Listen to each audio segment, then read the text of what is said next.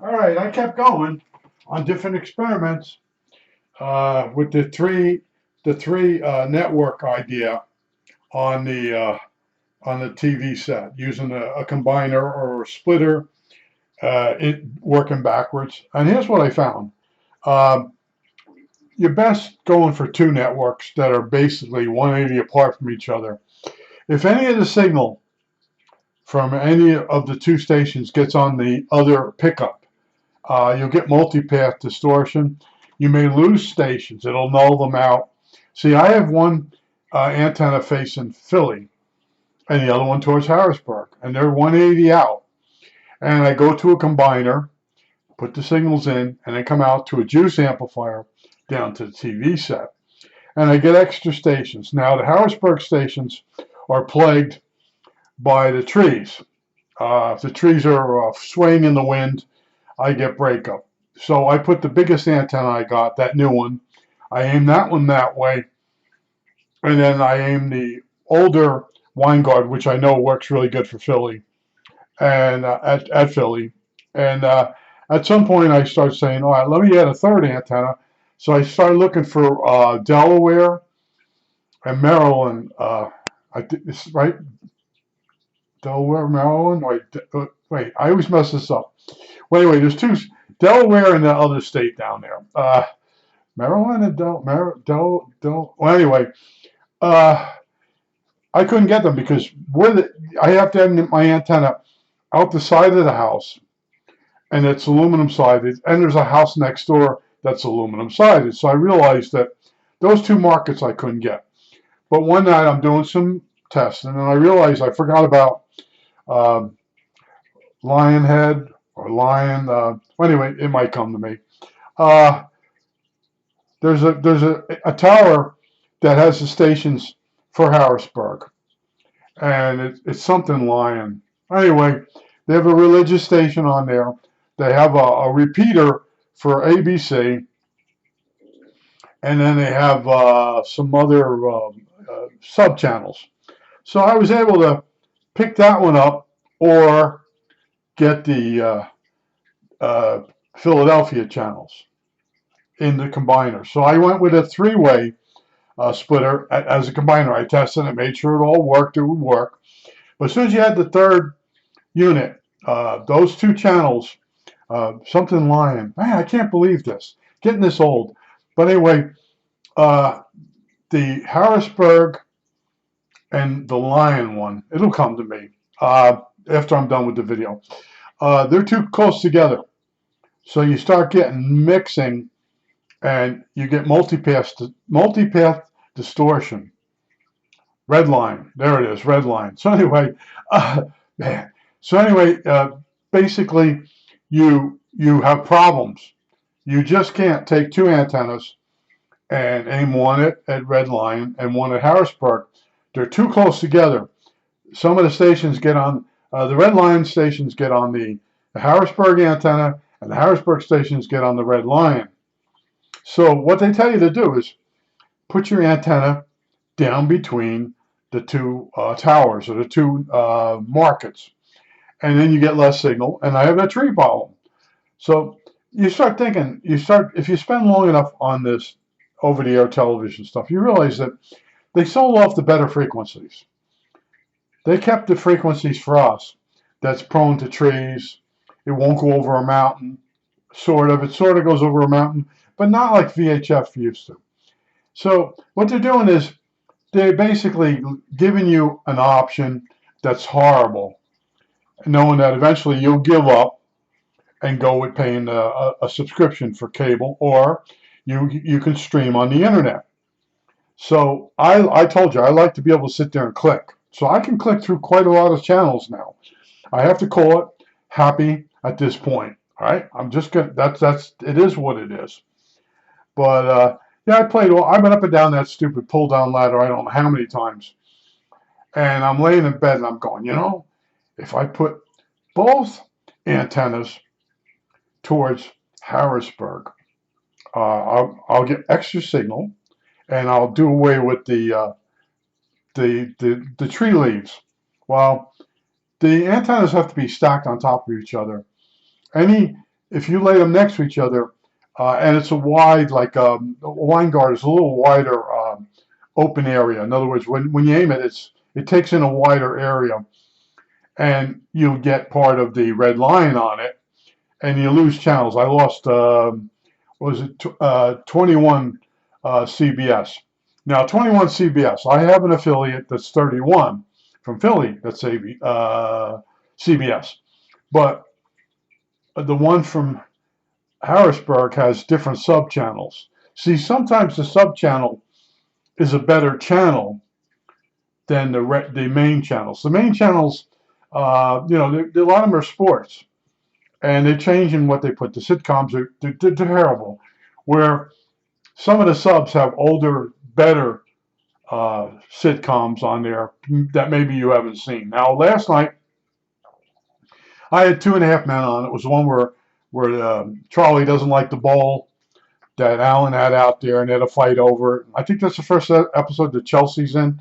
Anyway, as soon as I put it on, I'm like, oh, this episode. I've seen this a million times. That's the other thing. Television, for me, has lost its luster. And the last show I watched was Young Sheldon, only because I watched The Big Bang since it started. And the last really good program that I would say would be either Friends or Seinfeld. At night you had Friends on. Well, you had Cheers on, Friends, and then Seinfeld. They had like that was NBC, right? It was a blockbuster night. It was Thursday night, I believe, and everybody would watch those three channels and those three programs, and the next day everybody would talk about it. And then after Seinfeld went off, people were still watching it in reruns and saying some of the sayings, but it's changed. Everybody's on different channels. Now, I lived in an area in New Jersey. Go look it up. North Arlington, New Jersey. Belleville Pike had Pizza Land on it. That's where the Sopranos, and when they're in the intro, right there. Also, they did some filming in Belleville, which is across the river from my house. When you walk down the street, across the bridge, and up to the Washington Avenue, they would actually film scenes for the Sopranos. And then they, one of I think it was Sopranos, the guy down the street from me, Goulam, he had an old-fashioned, really old gas station from like the 30s, maybe even older. And they turned that into a fishing and hunting store and had some guy get whacked there. And then they were also shooting a movie over by the new bridge. It was, for a while, there was all these production companies in my area. And back then, I put up an antenna, and people were like, don't you watch The Sopranos? No, I don't watch The Sopranos. I was just watching regular television. And of course, Friends was on. Seinfeld, what everybody was talking about was on regular TV, and especially the Giants. The Giants had, I think, 2 or 3 winning seasons on regular television. So when you would talk to people about the Giants, you could talk to them because it came through the air and they got on my antenna. But now it's all changed. People are streaming. They just stream a certain series. They binge watch. It's all changed. And me, what I do is I'll accept a challenge, and I don't know when to walk away. I told you I used to listen to that Kenny Rogers. You got to know when to hold them, know when to fold them, know when to walk away, know when to run. But my problem is I stay with something too long, and I should know that, like I said, they do repack and they wipe out a channel on me. They do a rescheduling on a channel, and I lose some of my favorite programs at a certain time slot, and it just keeps happening. And I keep bending with the wind and going with the flow, and this was really hard going up and down that ladder. And one person said, put the antennas on the roof. Well, it's a pitched roof. It's not a flat roof. And I'm 73 years old. I don't like heights. I won't go into that story. Anyway, I should have quit sooner. A lot of people buy a real cheap antenna, like at Walmart. They bring it home, they put it on the TV set, and here you'll get WGAL, which is 8, and there's sub-channels. They'll get that and 15. And that's it. They're just like, well, I don't watch that much television. I've been talking to people, and I told you, older people, they just click just before bed. They'll put the TV on and they click around, and then a lot of times they fall asleep with the television on, and they really don't care what they're really watching anymore. It's sad, and I'm trying to keep moving with going with the flow, and the deck is stacked, especially at 29 at a Philly. The engineer never got back to me. In the past, I've had engineers. I emailed them. They do answer. But I knew what guy was going to ask because they're doing something squirrely over there. On the same tower, I'm getting 10 and 17 and lots of signal and no 29. You can see it on the meter in the TV, but it won't bring in the station at all. And I went reading and I found other people having the same problem with 29. So see 29, it's Fox Network, which I also get out the other way, but the sub channels are a little more interesting. There's the Weather Channel on there, movies, the old movies channel, and there was something else on it. I had it one day for a day and a half. Now this morning, I was getting Delaware stations. I had tilted the antenna on its side, and in between two Joyce, studs. All right, in between two studs. I was down there doing, I noticed I got 5, 6 channels with weird numbers. And I went, they were working. Oh, holy crap, look at this. What the hell is this? And I'm thinking, okay, I got the antenna on its side, and it's picking up the channels on the side of the antenna as though it's like a one of the bed frame antennas. And then I said, you know what? Wait 2 hours and go looking. I went 2 hours, they're gone. It's atmospheric condition too. The best time to check your over-the-air channels is 2 o'clock in the afternoon. By then, the sun and the atmospheric conditions are toughest. And if you get a station, you'll probably get it at night and during the day. There are stations you get a pretty good signal, and then at night it's not there. In the morning it's not there. It's really annoying. They give us the crap channels. Let's face it. You know, they're channels that reflect off of stuff and won't go through. They do go through wood a little bit, but you start to realize it. But my problem is when I accept a challenge, I stay with it, and it becomes painful. And I went with the 3 antennas on one splitter, and it does work. But if any of those channels get in 2 of the antennas, they null themselves out. Those signals will null themselves out, and you'll get some stations off each antenna. And and if you're in an area where you really got good signals, and you have different markets, you could go up to 3 antennas easily. And I told you I do have a juice antenna, and that's to make up for the long run from the antenna all the way down the aerial. I notice if I don't have the juice amp in there, I lose signal coming down and I have good wire that I bought maybe 2 years ago. It's good wire. I bought it online. It's low loss. It's what you're supposed to use when you have really weak signals. And I do a lot of experiments, and I read, and I do an experiment, I read, but I'm in an area that's not that great. It's greater than what other people have, but they're playing with us. Like I told you, in New Jersey, I was at the bottom of a hill on the other side of a mountain, and the stations were only like through the air, straight line, maybe 3 miles. And we would get so many ghosts, really strong ghosts. And my father said, that's the mountain behind us. And he says, probably if you turn the antenna around, you can get a better signal off the mountain rather than the path that's going, signal that's going over us. And I did put a rotor on the antenna. And my father talked me into putting an old rusty pipe up there instead of a new one. And we had a storm the next week, and the antenna went over and broke, and the rotor broke. Right?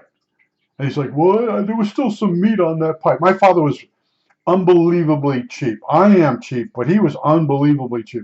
You're up on a ladder, you're putting a brand new antenna up, and it was a $49 antenna back in the old days. That's all expensive aerial, and you don't cheap. You don't go cheap. And I just later on I bought a. It wasn't a Flying Y. It was a Winegard. I got it at Berger Electronics, and it was the first antenna to have that 75 ohm connection, which is on these things. And I ran it down to the TV in the living room, which had the connection. Put it on. What a difference! All the signals that used to come in on the flat wire to the side, because we were really close to the stations. Most of the ghosts were gone. It was just a reflected ghost from the mountain behind us. So, and then we got cable, and we watched a snowy, blurry picture for many years. And here, one of my neighbors got a brand new big screen TV. I went over there. He's got fiber optics coming up to his house, but then it goes to an adapter and then through the old wires into the house. And I'm looking at the picture, and it's horrible. I have a better picture on my TV. I didn't say nothing. I go, oh wow, that's some television. Well, that's really big, and I had to go, you know. But he was paying $200 something a month for internet, cable, the whole thing, and he was renting equipment. And he didn't want to put the TV direct into the cable. He was weird. He was getting strange. And he died right after that. He had cancer in his brain. But anyway, yeah, he kept telling me this and that. He bought a big screen television set. All he watched was Jeopardy. And then once in a while, he'd put an old movie on at night and fall asleep. But he bought a really expensive television set. See, I got this, I don't even know if it's a Sharp. I don't even know if they make it anymore. Let me look real quick on it. Yeah, it's a Sharp. I bought it when I first got here. It's 17 years old. And when I'm checking out, the girl goes, do you want the extended warranty? I said, no, I won't go into the routine. But in other words, I said to her, I said, when this burns out, I'll just buy another one. It's like $85.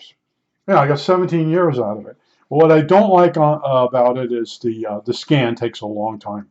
But it does have the scan. It does have the strength meter. You can call up how strong the antenna is. And if you call up the station's signal strength 3 times in the day, it changes with the angle of the sun.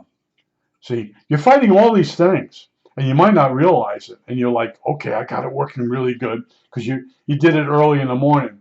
And then at night, you turn the station on, and it's cutting in and out. And you're like, what the hell's going on? That's because it's very prone to atmospheric conditions. That's why I told you I had 29. I did a scan on my TV, and I had 29 Philly, which I have an antenna towards Philly. I should get 29. And I'm watching it. And I got all the sub channels, the movies, the movie channel, and the movies channel, the weather. And I'm like, I'm all excited, you know. Next morning I turn it on, it's there. That afternoon, it wasn't there. And we had a foggy night and morning. And then after the fog dissipated, so did the signal. So that's what started all this. You know, I have 29. I got 4 new sub channels. You know, I'm sitting there. I'm like, this is really good. You know, and then the next day it's not even there. I'm like, oh. So then I started and I did add channels. I added two antennas to a combiner. One goes to Philly and one goes to Harrisburg. So it gave me 3 more channels from Harrisburg. And then I had Philly channels, but I did improve 3 more channels.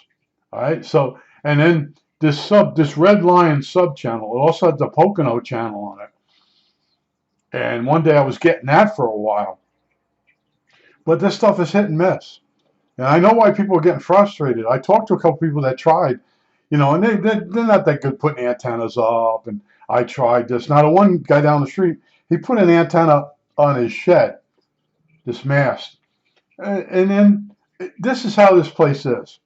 A tree limb come down and took out the antenna. I mean, it took it out. And he's telling me, I said, he said, just got that working. He goes, look at that. And it's under a branch. Now, there are no trees basically on the side by the sidewalk when you're walking. They're all in people's backyards. But when you put the news on and one of them trees lets go, it gets a car. It gets the house. And I was telling everybody, I said, yeah, we got lots of trees here, which get in the way of the television, but none of them are shade you when you're walking. You're out walking along a farm, and you're looking onto the farm ground, and there's trees, and there's a fence thing to protect them from the cows chewing and the horses from chewing the bark. But you're walking along, going, man, that must be nice and cool in there. But that's what it is. But I just wanted to tell you, I stayed with it, and it wasn't fun, and there is a learning curve, and everything you learn, basically, it's a stack deck, and you stay with it. You will get a few extra channels, and you'll get some channels that don't cut in and out. And ABC's the worst. I don't care where ABC has an affiliate. They have old equipment. They have low power.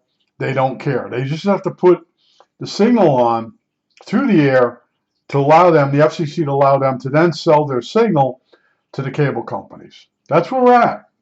And I refuse to pay for television that has commercials. I think that's it.